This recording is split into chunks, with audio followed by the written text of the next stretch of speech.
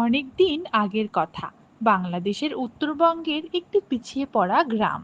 সেই গ্রামে বিভিন্ন পেশার ও জাতির মানুষ বাস করত। কিছু মানুষ তো ছিল একেবারেই অসহায় আর দরিদ্র সীমার নিচে, আর কিছু মানুষ ছিল একেবারেই ধনী।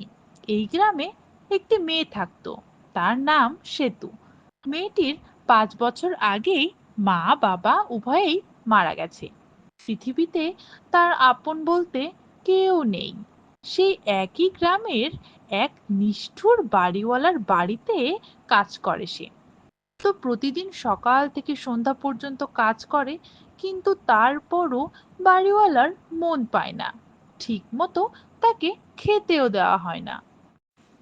কিরে মালতী, সকাল থেকে তোর কোনো কাজে মন নাই? কাজে ফাঁকি দিচ্ছিস কেন?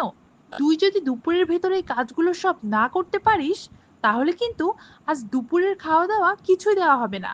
মনে রাখিস কিন্তু। যত সব ঢং, দেখে আর বাঁচি না। ঠিক আছে কাকিমা, আমি দুপুরের আগেই বাকি কাজগুলো করে নিব।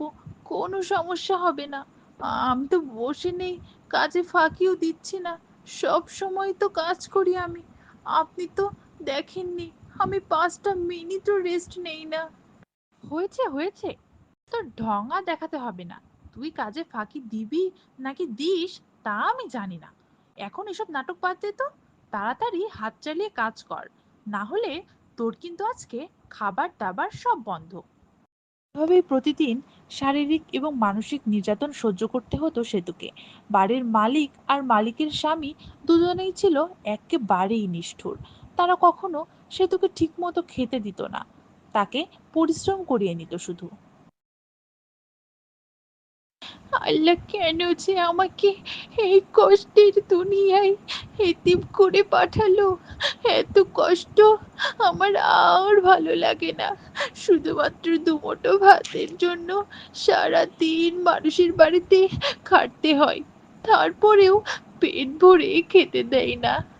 এমন নিষ্ঠুর দুনিয়ায় কেন আল্লাহ আমাকে পাঠিয়েছে? কেন চলে গেল মা বাবা আমাকে একা রেখে? তোমরা কি জানো এই নিষ্ঠুর পৃথিবীতে আমাকে কতটা কষ্ট করে জীবন চলতে হয়?